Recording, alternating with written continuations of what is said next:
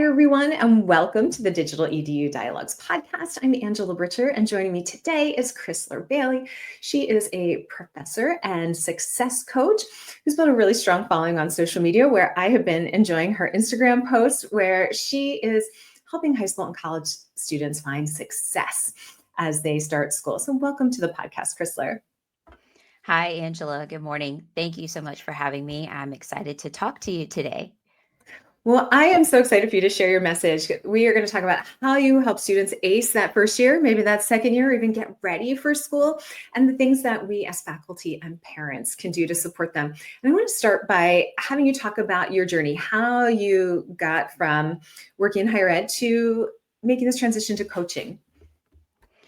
Well, as you said, I'm a professor. I will be starting my 24th year this fall in higher education, and I currently teach sociology and also the Introduction to University Life class at our university. And it's been one of those things where I have continued to see students struggle. I have mostly taught freshmen and sophomores throughout my career, and even just beginning at the very beginning with teaching developmental reading and writing, seeing students who were academically behind, but also socially, and just having lacking skills that are very much needed for college and life success. So they were struggling with, time management and self-advocacy and whatnot. And it's just sort of grown throughout my time. And so, even as a student, I wasn't fully ready to start college.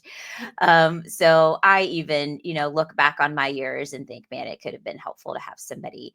But as the coaching piece, I got my certification in functional medicine health coaching and absolutely loved that. And I really was sort of in a career transition at that time. I wasn't working full time as a professor anymore, but really wasn't sure if I wanted to continue teaching somehow or what I really wanted to do. And I've always had a love for health and wellness. And even at the beginning of my undergrad years, started as a biochemistry major, headed to medical school. Clearly that didn't work out.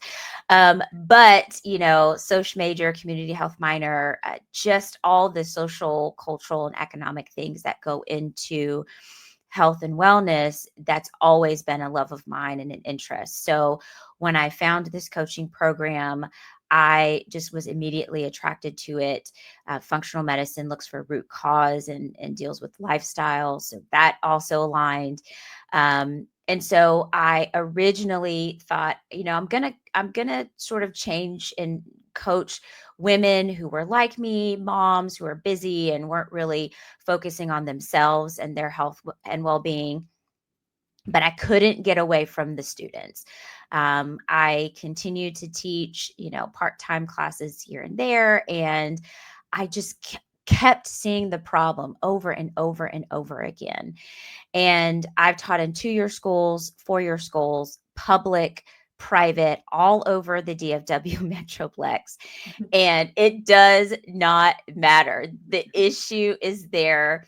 And so I was like, you know what? I'm going to use this coaching certification and all of my experience to help these students. Well, as you're talking, I'm thinking, right, I'm that busy working mom who could use your services and thinking, wow, as working parents, we're really grateful to have some support with our students, whether it's our child or as faculty, to help us really help us coach our students through all those executive functioning skills. And I think about looking holistically at our students and what they need and what's interfering with their success, which, as you're talking, I was thinking yesterday I was in my office and how another professor knows, like, the snacks are always in my office, right? Because I am compelled as a little old Italian lady to feed the children and my colleagues, right? I'm like, right, you need a snack. If you have a snack, you will get through the next class, right? So it's even simple things like that. So I like this a holistic picture of how you work with students. So talk to me about some of the specifics that you work on with students, and even a little bit about how they come to you in the first place, or maybe how their parents come to you in the first place. Yeah, typically it is the parent that seeks out my help. They will explain a little bit about the situation, and I always offer them a free coaching consult because I think it's important for them to meet me. But the coaching consult has to come with the student. I never take on a client without meeting the client first. So while parents typically do seek me out, I want to meet the student because it's important for them to know me, to see my face, hear my voice, and to have some buy in the process. Yes, I may be the behavior change expert, but they are the expert on their life. And so we have to work together in order to get them to their goals, to get them where they need to be. So the coaching process is probably not what people expect it to be. It's very different than being coached by an athletic coach, for example. When you are on a volleyball team or a tennis team, the coach is the expert in that sport. They are the ones who know what the right drills are and exercises and the right way to shoot or swing or all those different things. And while, again, I understand behavior change, I understand higher education and whatnot, the client, the student that's coming to me, they know their background, they know what they've experienced. They have a lot of questions that are relevant, and I need to be able to help them answer. So it's something that is more of a collaborative process. I make suggestions, but they don't have to take those suggestions. Maybe they think, well, that might not work, but here's something I'm considering doing instead. Can you help me figure this out? So it's not a I just tell you what to do and you go do it, because how's that really working out for you? Right? We've already been down that road. That's what got us here. Someone was Exactly. organizing your life for you. Yeah. Talk about one of the things when you and I first met is you talked about the students having buy-in, but also about the idea of helping them focus on what their strengths are and how they can use their strengths to overcome their deficits. Talk a little about that process.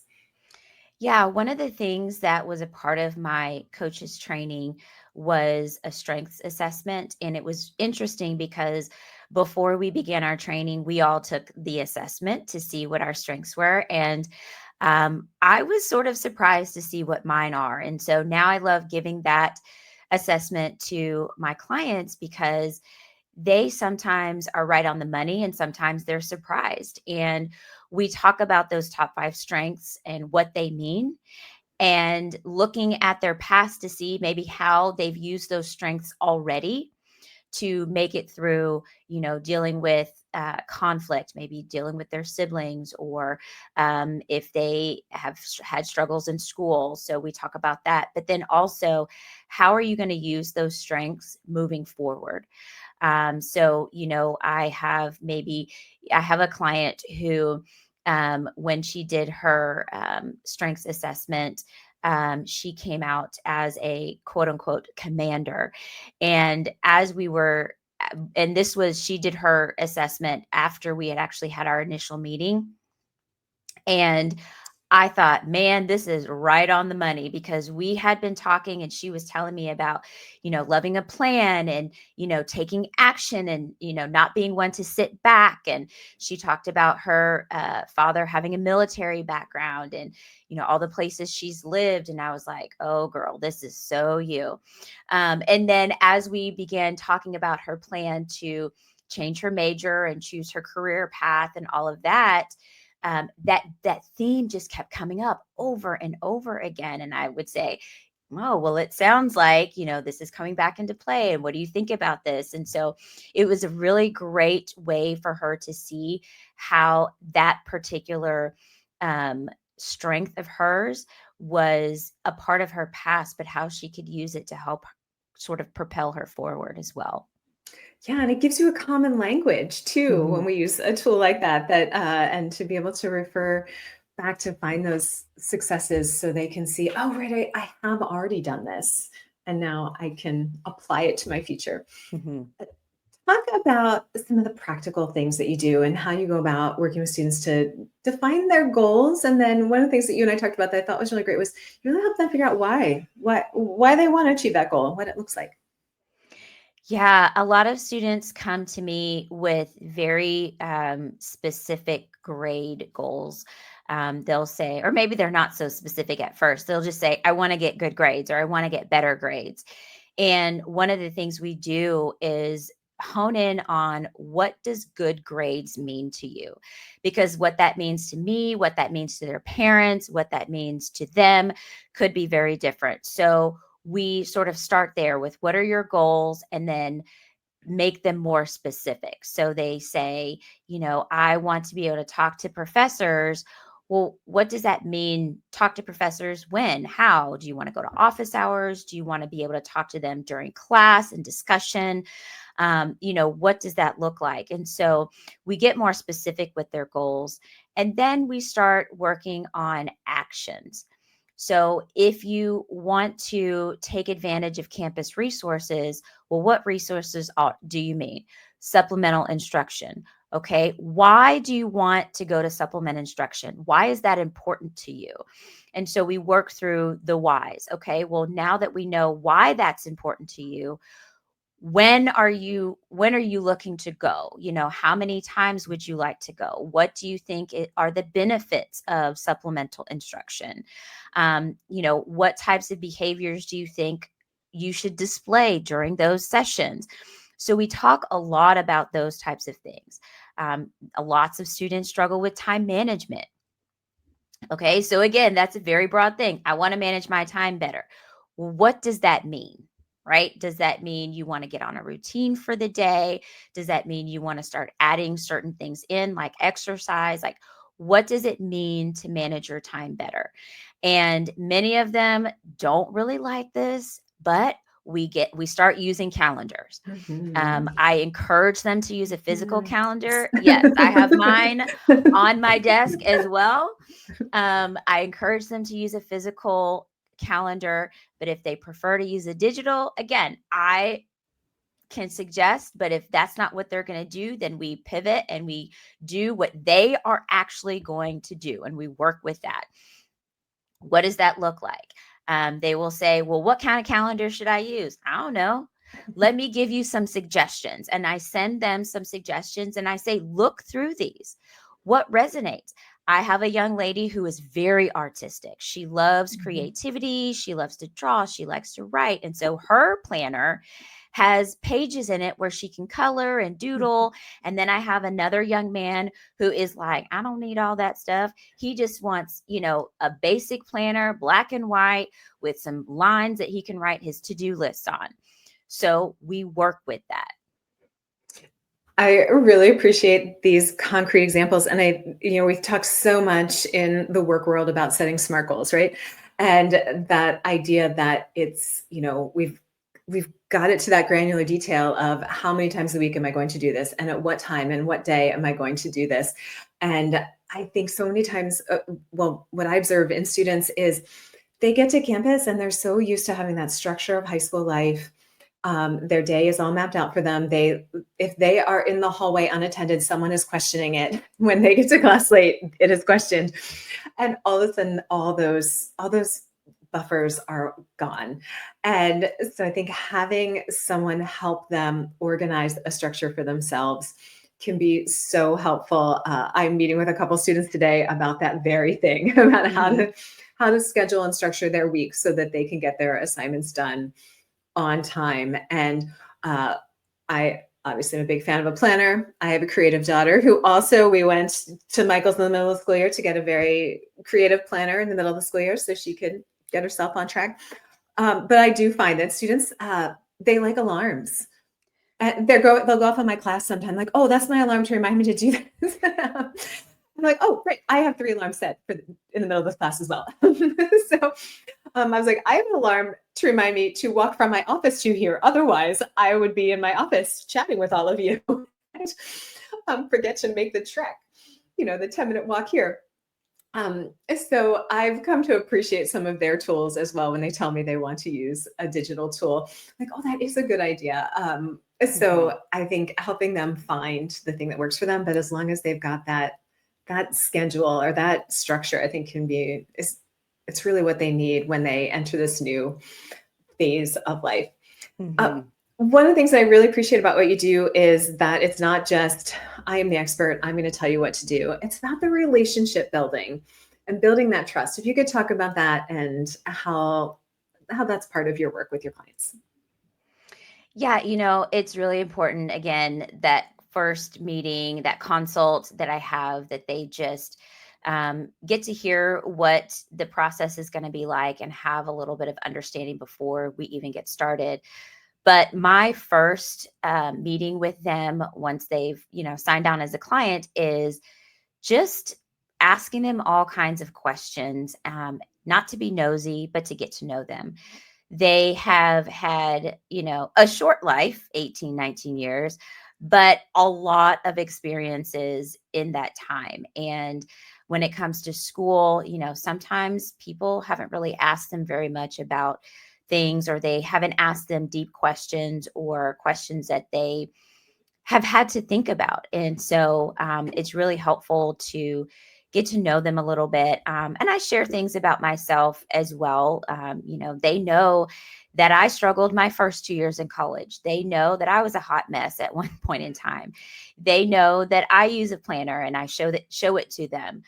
They know that I have children, and as a mom, I struggle sometimes as well. So it's really important for them to sort of see you as human and not as this professional expert robot person. But I do this with my students as well. Students who come to office hours to ask about a test. Oftentimes I'll ask them a question like, oh, what other classes are you taking this semester? How's that going? Are you feeling settled? If they're a new student, I'll say, how's your first couple of weeks going? Are you feeling settled? Have you met friends? One of the things I really appreciate about the Intro to University Life class that I teach is that we have 2 mentor meetings.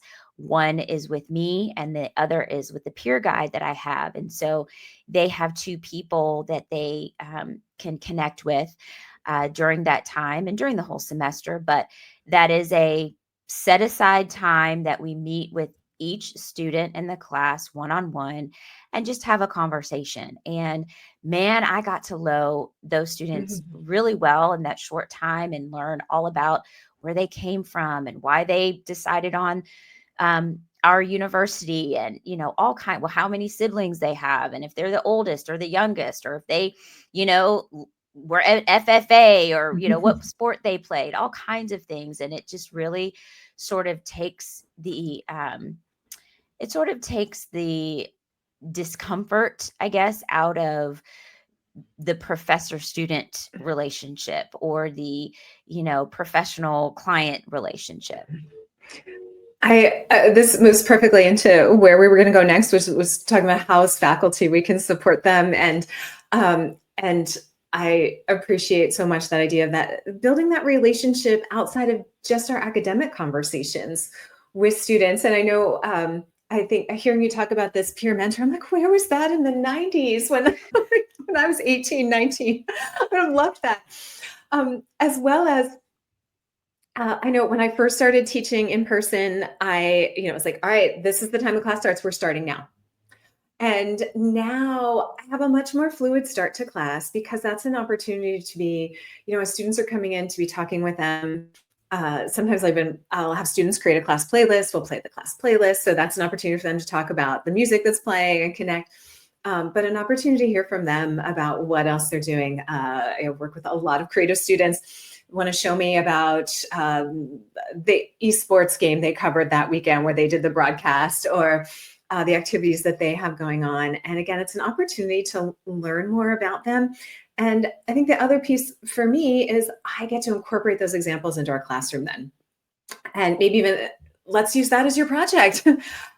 So finding ways to connect with them as people, and I appreciate what you said, allowing them to connect with us as people as well, which is I think for me definitely something I've grown into. Whereas at first I felt like, oh, I have to be a professional grown up at all times Yeah. in front of these students, and realizing that they want a real person too. I had a class this spring where all of a sudden my phone was blowing up. I had a sibling in the hospital, and my other sibling, my mom, were texting me. And I just looked at them and I said, I gotta go. Like, I am really distracted. I really need to check in with my mom right now about what is happening. They're like, Mhm. oh my goodness, of course. And then for the next 2 weeks, everyone was asking, how is my sister doing? And it gave them an opportunity, I think, to offer care to me, which I think was really nice for them. Like, oh, our professor's a real person. She's going through stuff too. Yeah. Um, and it Yeah, was, I had a similar situation as well. My right before the semester started, a couple of years ago, I had been dealing with my husband. He had a health scare. He had a stroke, and then had to have surgery. And then right after that, my mom had surgery, and she had been battling cancer for a while. And the first day of class, I was almost relieved to be in class because it was normalcy for me. mhm, And I told my students, and I tell all my classes this the first day. I'm like, this is me. This is what you get. Like, there's no pretension here. You're gonna hear the real me. So, mhm, just that's how I am. But that particular semester, I said, I'm just letting you know that I'm dealing with some really heavy things. mhm, And I honestly am sort of waiting for the worst to happen. And when it does, I will let you know. But mhm, I'm just letting you know right now, it's been a summer. It has been a mhm, rough time. And so I'll probably make more mistakes than I mhm, normally would, and what have you. And so sure enough, several weeks into the semester, my mom passed away. And I came in and I told my students, at the end of class, that had happened. I said, I told you I was expecting the worst. And unfortunately, it has happened. We won't be having class this mhm, Friday. I'll be with my family, so on and so forth. And after class, almost everybody came up and, said how sorry they were and so forth. And I got some messages privately from students just saying that they were praying for me, or, mhm, just kind words. mhm, And again, I have always been especially at the beginning of my career, like you, sort of try to keep myself separate from my students, because I do think there is that level. yeah. But the more I teach, I'm like, you know what? We're just all people here. We Yes. all go through difficult things, and there's no reason for me not to share this, because it is affecting me and it Mhm, may affect them. And yeah. so, it's just really important to have that conversation. Mhm. I agree. And I think it allows us the opportunity to role model those moments with grace Hmm. and to offer, I'm relying on my family right now, or my spouse, or I'm seeking some help with this as well. And I think that can really encourage them, especially in that first year or two, when they need support, whether it's a success coach, a health coach, they need mental health services, they need the librarian, um, they need learning support, to see us model that, seeking support is good, right? It Hmm. can really help us through a challenging time. Yeah, So I think exactly. the more we can do that, uh, as professionals, and professionals that have built that trust and relationship with them, then they're like, oh, wait, if they're doing it, then it's good for me too. I should think about that. Um, and one of the things I know you and I had talked about was even just introducing students to some of those resources. Sometimes Mm-hmm. they just need the introduction. They need someone to walk them to student support services. Or I teach online a lot. Like, I'm going to send a connection email because I want you to know that the person who's in charge of career services is a real person who is here to help you, right? It's not a scary place, even if it's online and you're going to have a virtual relationship. And how many times just making that real person connection? They need to know there's a real person on the other side of that title or that email. Mhm. It Yeah. can really help. Yeah. Oh, go ahead. One of the videos that I have on Instagram that has gotten the most views out of all my videos is one where I talk about two people on campus that can save your butt when you really need it, and that is the librarian and administrative assistants. I think we think of librarians in such a very narrow way, and they are so knowledgeable and so helpful with a variety of different things. You got to get to know them. Go to your library, go to your campus library, look up how many librarians you have, because depending on the school and how the library is set up, you could have librarians that are discipline specific. On my campus, we have a social sciences librarian, and she's amazing. She helps so much in my social problems class, where students have to do research and compile things and write and so forth. And she's my APA go-to. I'm not as strong in that area, so I ask her questions. I send my students to her because that's her thing. And then administrative assistants, they are sort of low on the totem pole, and people look down on them. And I'm like, no, ma'am, no, sir.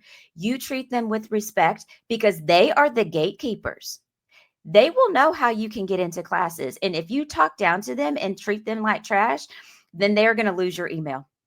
They're going to, like they're going to say, yes, this is possible. I'll look into it. And they may take a little extra time to look into it. Right. But if you're kind to them, find out what their name is.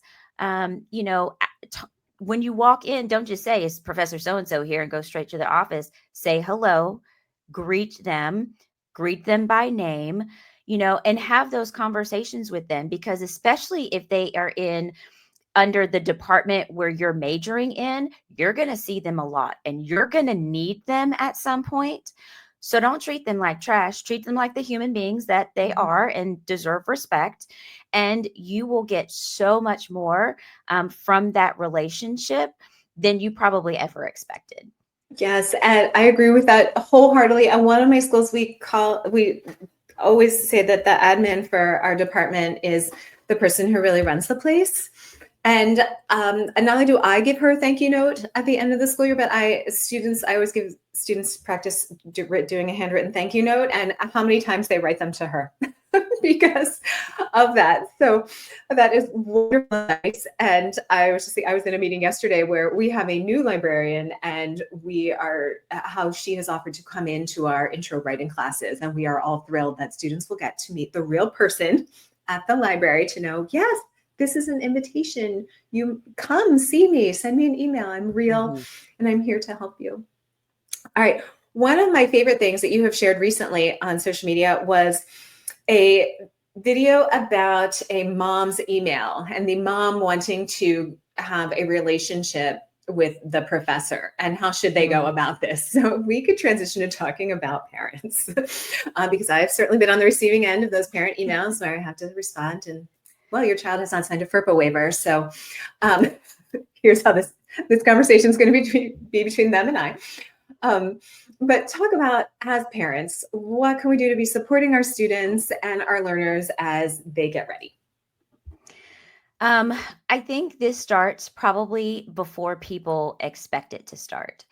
I was having this conversation with Dr. Bianca Bush, the college psychiatrist, and she asked me about, when should students begin managing their own schedule? And, I said in middle school. And people are probably like, "Ugh, middle school, they're so immature.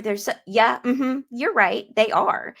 However, we have to teach them and train them, right? When you're teaching something, you're telling about it. When you're training them, you're actually helping them apply the information. We have to teach them and train them and then let them do it. And so if you're starting earlier, with small things, then as they get older, you can add on more and more duties and responsibilities. So as parents, And like I said, I have 2 children. My oldest is about to go into high school, and there are things that I'm so nervous about. Thinking about him doing it on his own makes me sweat, but he has to, or else he's going to be dependent on me forever. And God forbid something happens to me tomorrow. I'm not wishing this on anybody, but we really need to think about what kinds of adults we want to have. We talk all this junk about, the next generation is this or that, or they're lazy or unmotivated or whatever, but they're still the next generation, and they're still coming behind us, and they're still going to have jobs and, working at nursing care facilities and all these kinds of things. So we need to start earlier and give them small things, right? If you want your child to learn how to cook, well, then start when they're young with kitchen safety, and then start with prepping, right? I don't know if you want them to cook eggs, right? My son can cook eggs, and we started with how to crack an egg. That's the first step, right? And so you kind of little by little add on things. So then as a parent, when they leave, you're still going to be nervous. Like, that's just a thing. If you are a caring parent, there's going to be butterflies in your stomach when you watch them drive out of the driveway the first time. You're going to be nervous when you drop them off campus and you roll away. And if tears fall, so be it. But you then are probably going to be more comfortable with that if along the way you have given them duties and responsibilities, you've sought help. Let people be your village. Right? We just talked about resources on campus, librarians and administrative assistants and tutors and so forth. Let that be their village, and let yourself have a village. If there are other parents who are in similar situations or have gone before you, talk with them about it. Right? So I think there's so many things we think we have to do on our own because I'm the parent and I've got to do this. Not necessarily. If you're not strong in that area, find somebody who is strong in that area to help your child. Oh, I appreciate that idea of the village and giving them stuff to do. We got to build those executive functioning skills. I remember at my first parent-teacher conference in middle school in 6th grade, that's what the teacher talked about. That's what we're doing here in their math class. Their math teacher was working on executive functioning skills. And I thought, oh, that's brilliant and wonderful. And the conversation in our house in the last week, we've talked a bit with teenagers about now's the time to do some things, right? Now's the time to try things on and to practice and take some risks and fail. Now is the time to fail when someone else is paying the mortgage and making sure that you have food, right? Exactly. I tell parents all the fail time, now. the safest place for your kid to fail should be in your home. Yeah. Do it now. We joke that maybe once or twice I've set the oven on fire, and I'm like, great, set the oven on fire while you're in this house, and we can put it out. Right. Right. And do those things now. So I think I agree. The more we can allow them to do these things now, and I even teach that. I teach a lot of dual enrolled high school students and freshmen in introductory writing classes and communication classes, and it's like, right, I want that first draft of that first paper you give me to be not awesome. Yes. Do not use any kind of AI to clean it up. I mean, maybe some commas, use Microsoft Word for that, but no, give me it as it is so that we can grow together. I'm not looking for perfection. I'm looking for progress. I'm looking for you to show up as you are. And the whole point of this class is you're going to learn how to do it. Yeah. And we're going to learn together.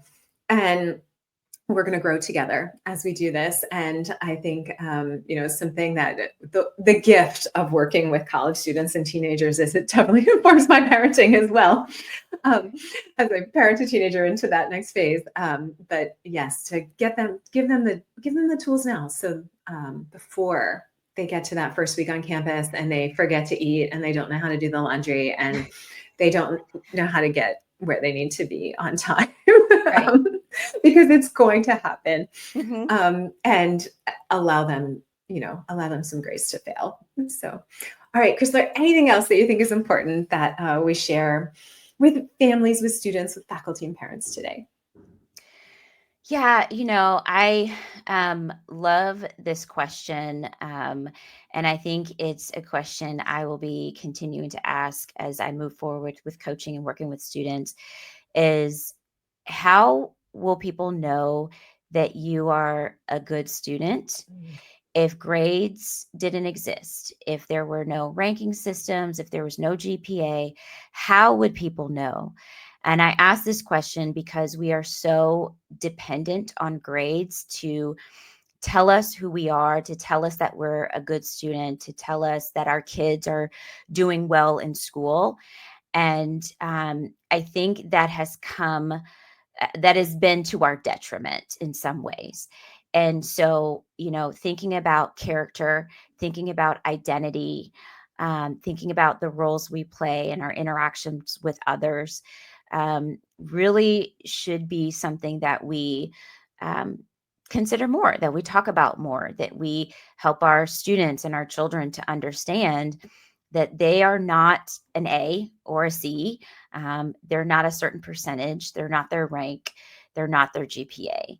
And a lot of times those things will not matter after their schooling is done. So how is it that they are going to be able to get and sustain a job? We don't really care that you have a 3.8, right? What's your character? What are your abilities to remain accountable to yourself? How kind are you? What are your verbal skills? Those types of things need to be taken into consideration. Fantastic advice and a great place to end. Krisler, thank you so much for joining me today. This was a fantastic conversation that I can't wait to share with my students and the kids in my life. So thank you so much. Thank you. I really enjoyed our conversation. I feel like we could talk for hours on these different topics. Today's episode is brought to you by Professor Services. Looking for a job in teaching? Need to expand your network? Want to boost your income? Whatever it is, the expert team at Professor Services has you covered. From helping higher ed faculty find new jobs, to essential tools such as cover letters and CVs, to applying to jobs for you, Professor Services equips you to nail your job search. Don't stress over the job hunt. Maximize your potential and crush your next opportunity with support from our team of experienced administrators, mentors, and educators. Discover how the team at Professor Services can help. Visit professorservices.com today to get started and kickstart your career in higher education.